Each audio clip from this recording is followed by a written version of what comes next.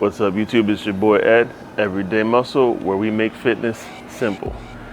Today, we're gonna talk about biceps. I'm gonna go through a little bit of a couple bicep exercises.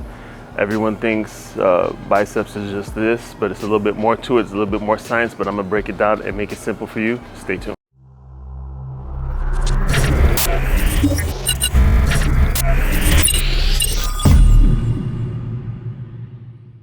What's up everyone? Hope everyone's having a good day. Welcome to Everyday Muscle. If you're new to the channel, go ahead and hit the subscribe button. Go ahead and hit the bell for the post notifications so that way you know every time we upload a video. If you're returning back, welcome back. Glad to see you here. If it's your first time or you have any questions, feel free to drop a comment below and I'll get back to you as soon as I read your comment. Today, we're gonna talk about biceps. Like I said before, we're gonna get into the ins and outs. I'm gonna simplify it for you so that way you can get bigger biceps with less effort. All right, so I had to take my shirt off, go to the tank top, so that way I can demonstrate to you what I'm talking about and you can see it a little bit better than it being covered by a shirt. So the biceps, the reason for the biceps is called the biceps is because it has two heads. It's a long head, which is on the outside, short head, which is on the inside. So if you notice, some people have a little apple that looks like right here, and then some people have that little definition on the outside. So to hit those muscles, the muscles in your arm and your upper arm and the biceps area, there's certain things that you have to do. Follow me. So one, dumbbells are gonna be your best friend when it comes to biceps. Dumbbells and barbells, but dumbbells will help you. So if you want your arms to be symmetrical, you're gonna have to lean more towards dumbbells than rather barbells. All right, let's break down the science of the bicep. What is the biceps job? Gotta bring my arm up, bring my hand up, lower it down. The triceps pushes it down, but the biceps on the eccentric lowers it down slower. So what does that mean? That means when you're doing biceps and you're swinging, you're actually taking some of the work that your biceps doing out of it. Because to move your elbow up, it's your shoulder. The shoulder moves your elbow forward, not the bicep. Bicep actually starts up here, ends down here. It's the bicep motion. This is a shoulder motion. So if you're sitting there doing these, you're throwing shoulders into it. Let me go lighter on the, how are you throwing shoulders in it? Because when your elbow's moving forward, now your delts are engaged. This is all elbow. Until this pivots up, that's when the bicep gets in. So when you're doing these, you're also working out your shoulders, but you're taking away from the bicep. If you want to hit the bicep fully, keep your elbow stationary and pivot up. Another thing, when you're doing biceps, if you want to target the long head, the outside head, your elbow needs to be behind you. When you do that, you're targeting the long head. When your elbow's in front of you, targeting the short head, the inner head. So when your elbow's in front of you, you hit this more. When your elbow's behind you, you're hitting the outside more. Got it? Now, other thing. There's three terms when it comes to your grip. Pronated, supinated, neutral. Got it? Most bicep curls are done supinated. This hits this a lot different than when you do this. Because if you're doing your elbow in front and you turn this, as you can see, my bicep gets engaged. As soon as I turn it, it gets disengaged, or at least the short head gets disengaged.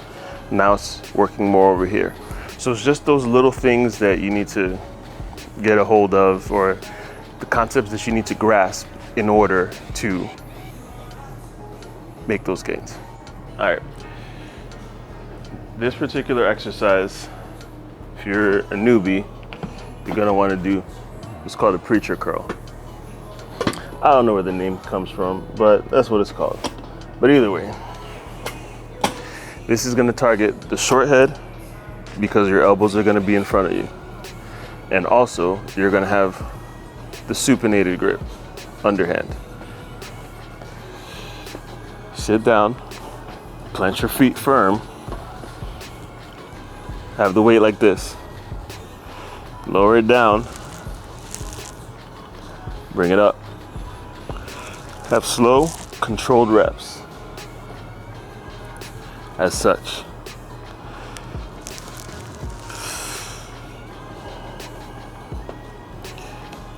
For muscle building, you want to warm up, then you want to gradually increase the weight. When your form starts to break down, lower the weight till your form is correct. With this kind of weight, I'm doing 20. It's not really like my warm-up weight. I warm up a little bit lighter, you know, to keep my joints, let them warm up first. But this is for demonstration purposes. You see, this is where it's tight. The tension is right now me fighting gravity to bring the weight up. Once it's up like this is nothing. It's a lot easier to do this here than it is to do that down here. So you want to stop your rep up here, because anything after this point is nothing. This is not really helping your biceps because you're past the maximum tension point. So you want to go all the way down, up to about right here, just a little bit slightly less than vertical, and down. For maximum effectiveness, you don't want to hit, this is like a rest position. I can demonstrate.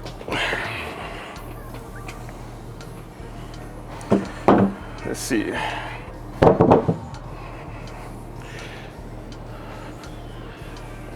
Don't try this at home. I'm not even sure I can go straight to curling a 50 right now, but to prove the point, I can hold the 50 like this for a very long time because the tension is being distributed through the bone.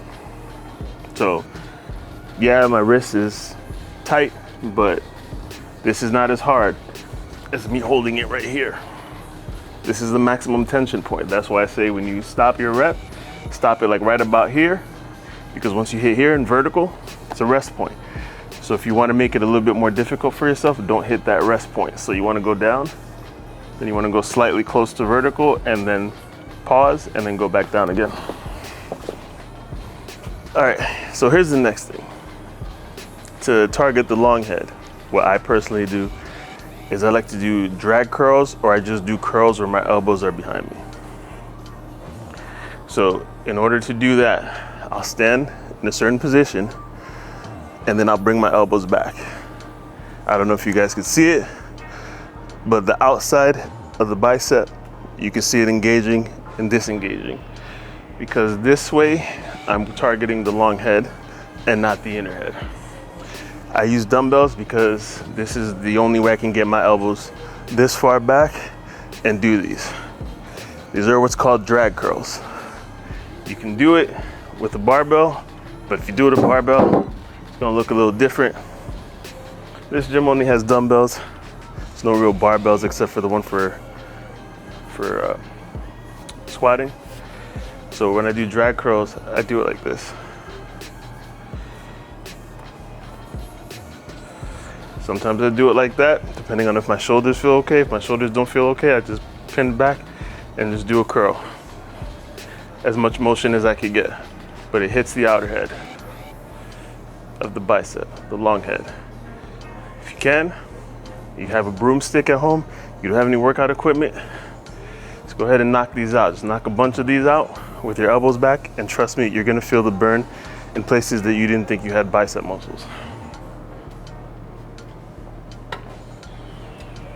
And another thing, neutral grip. So neutral grip hammer curls,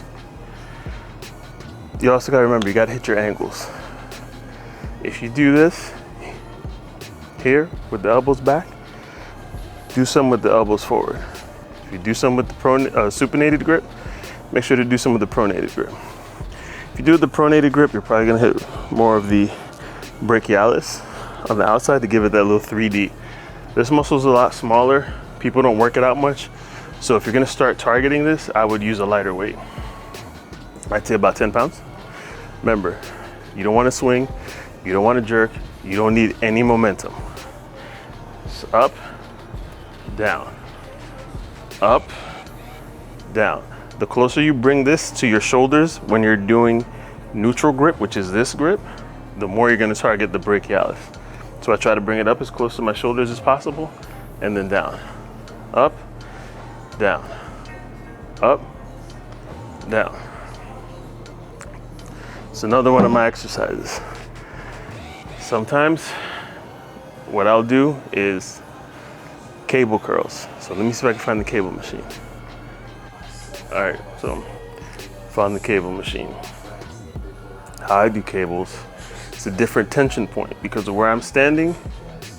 You also got to remember, depending on where you stand, the tension point changes. Right now, most of the tension is here. Once the cable and my upper or my lower arm get parallel, this is like a rest point again. The tension is going like that. It's not going against my biceps. So you want to keep it as close to like a right angle as possible. Stop my motion once it stops being an angle. For you science geometry people, once it becomes an acute angle is towards the end of the motion. You want it to be, and what is it, obtuse? I don't know, I'll say obtuse. An obtuse angle to right angle is where you want your motion to be. It's about a right angle, so I step back right here. 1, 2, 3, 4, 5, 6, 7, 8. I only did 8 because yesterday was arm day, and I'm just doing this so that way I can help some of you guys with your exercises. It is completely okay to stand closer, but again, the tension point is going to change. Tension point, tension point, tension point. Here it's easy, I can do this all day. It's harder here. So you always want to make sure that you're standing straight. Keep your back and your core engaged. And the only part of your body that should be moving during this should only be your lower arm pivoting up towards your upper arm. This is not necessary. Or this, no need to meet the weight halfway. It's gonna come up. And if it doesn't, then you need to lighten it. That's with the straight bar attachment. If your gym doesn't have it, you can do the same exercise with a rope. Mind you, it's a little bit different because now what you're gonna do is you're gonna go like this. Because you're starting at a neutral grip, you wanna end in like a supinated grip. So 1, 2, 3, 4, 5, 6, 7, 8. That's if there's a rope. If there's not a rope, or you only can work out one arm, maybe you have a cast, maybe you have one arm, I don't know. But if you only need to work out one arm, get the handle. Same thing. Targeting the inside right now because my elbow's forward. If I turn around and do it this way, targeting the long head because my elbow's behind me. Supinated grip. You're gonna use supinated grip more often than not. Pronated is a lot harder, so you're gonna have to go a lot lighter. If you can do pronated, you're gonna be targeting a lot of your brachialis and a lot of the lower bicep.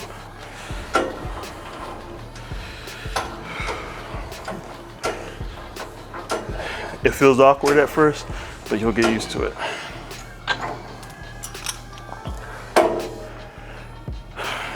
Follow me.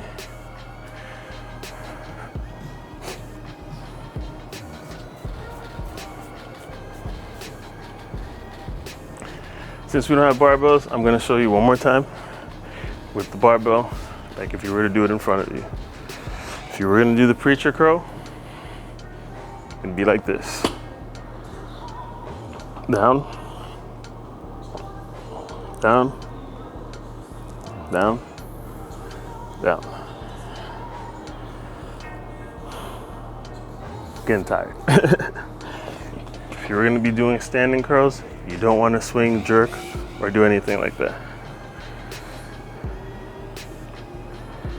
You do like this, 1, 2, 3, 4, 5.